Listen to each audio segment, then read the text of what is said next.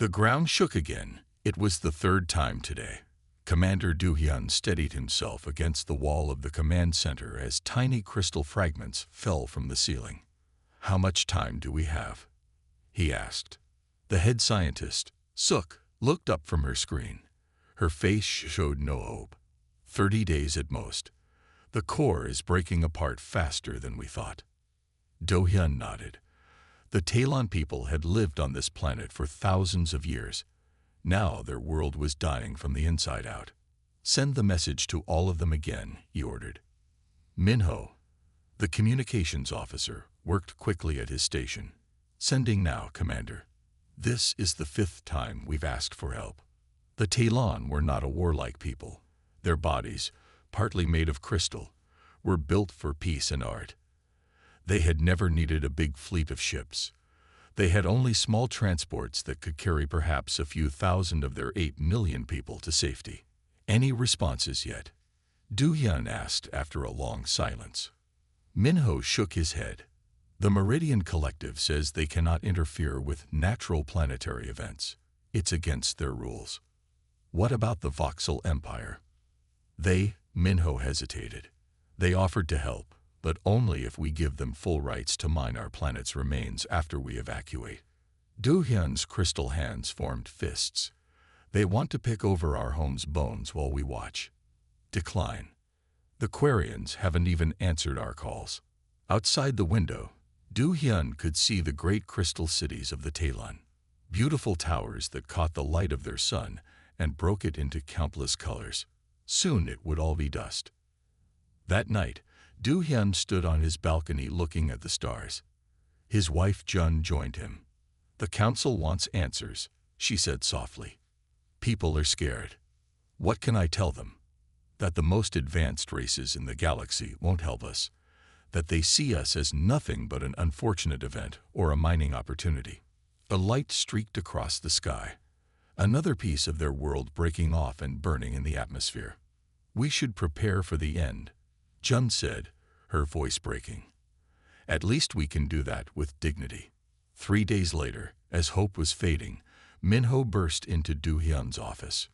"Commander, we received a response." Do-hyun looked up quickly. "From who? The Quarians?" "No. From humans." "Humans?" Do-hyun was confused. "The new species from the outer arm. They'd barely have faster-than-light travel." "Yes," but they answered. "Their ship captain, Han-jin, says they intercepted our distress call while exploring. They've offered to help." Do-hyun felt a mix of hope and doubt. What can they possibly do? They have maybe a dozen ships in total. 15, Minho corrected. But Han-jin says their government has approved a rescue mission. They're coming here. That evening, Do-hyun called an emergency council meeting. The 7 crystal halls were packed with worried Talon citizens. "The humans are coming to help," he announced. Murmurs filled the room.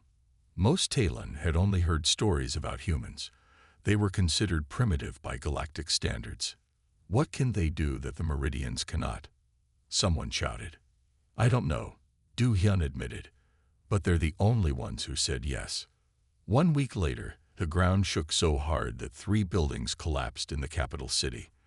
That same day, 15 human ships appeared in orbit around their dying world.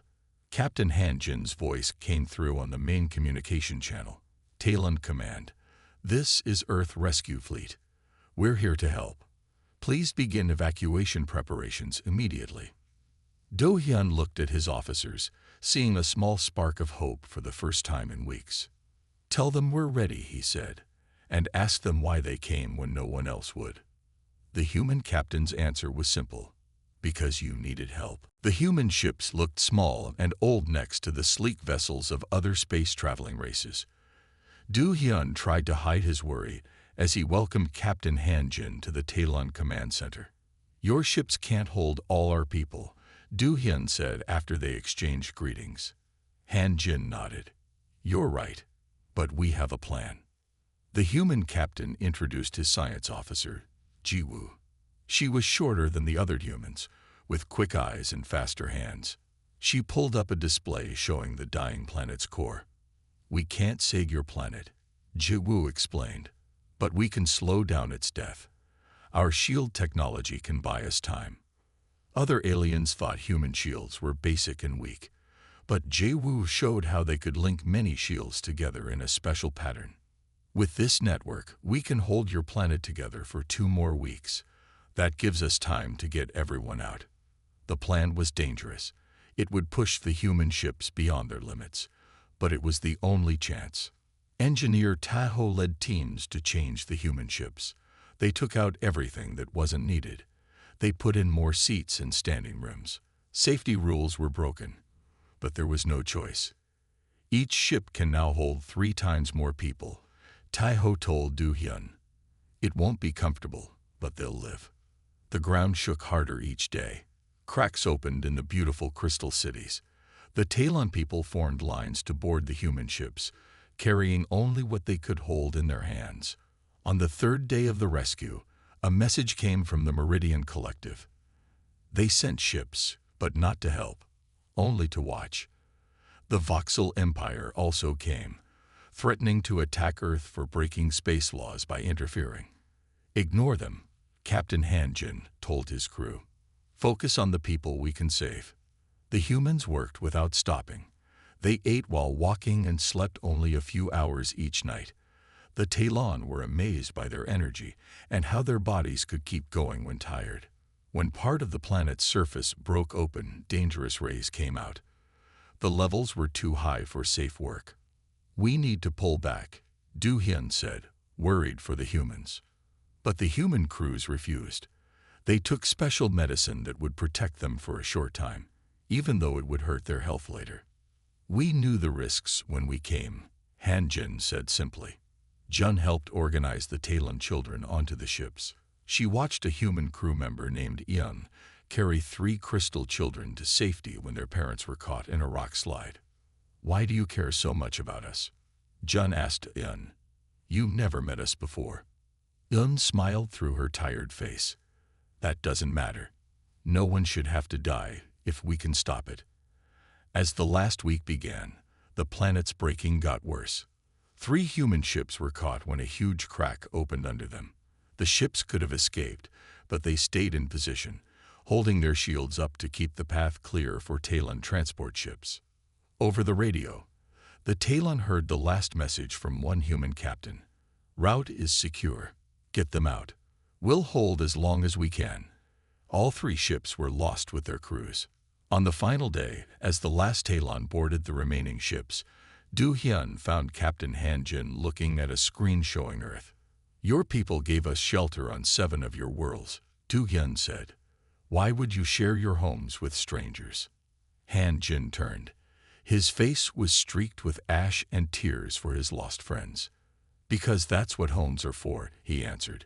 "Places of safety for those who need it." As they left the dying planet behind, the Talon watched through the windows. Their beautiful world broke apart in a flash of light. But they were not homeless. They were not alone. The humans had made sure of that. 6 months had passed since the Talon lost their home world.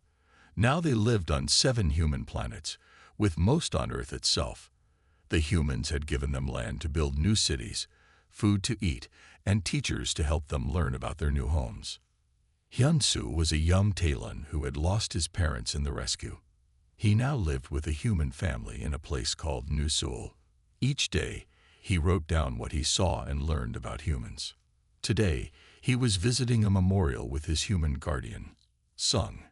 "This stone has the names of all the humans who died to save us," Sung explained.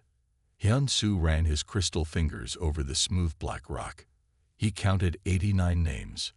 "Before they left to rescue us, the humans knew they might fail," Hyun-soo said. "I found their records. They thought they had only a 38% chance of success. But they went anyway." Sung nodded. "Why would someone take such a risk for strangers?" Sung thought for a moment. "It's what makes humans different, I think. We see someone in trouble, and we just have to help." In another part of Earth, Commander Do-hyun and Captain Han-jin stood before the Galactic Council. The leaders of the Meridian Collective and Voxel Empire looked down at them with cold eyes. Humans broke our most important rules, the Meridian leader said. They interfered with a natural disaster. You call the death of 8 million people a natural disaster? Han Jin asked. We call it a tragedy we could prevent. The voxel leader banged his fist. Earth is too young to make such choices. Your primitive ways could upset the balance of power. Do Hyun stepped forward. His crystal body caught the light and threw rainbows across the council room. You call humans primitive because they value life more than rules. You say they are inefficient because they help others at cost to themselves. These things you see as weaknesses are their greatest strengths. The council room fell silent. Back on Earth, something amazing was happening. The Talon were sharing their knowledge. Their crystal technology, when combined with human engineering, created new power systems that were cleaner and stronger than anything before. In hospitals, Talon healers were using their skills to help the human rescuers who had gotten sick from radiation during the evacuation. Many humans who would have died were now getting better. Jun worked with human doctors. She placed her crystal hands on a sleeping human woman who had piloted one of the rescue ships. Her body is healing, Jun told the doctor. Our ways and your medicine together work better than either alone. The doctor smiled. That seems to be true for many things. 1 year after they lost their planet, the Talon had built a special monument. It was made of crystal saved from their home world. When the sun hit it just right, it made light patterns that spelled words in many languages. Hyun-soo stood before it with his human friend Min. Many Talon and humans gathered around them. What does it say? Min asked. It says, when the advanced refused, the courageous prevailed. The stars remember. In space, things were changing. The Voxel Empire and Meridian Collective had to accept that humans were now important. The Human-Talon alliance was growing stronger each day. New ships were being built using both human and Talon ideas. Captain Han Jin looked out the window of his new ship. Do Hyun stood beside him.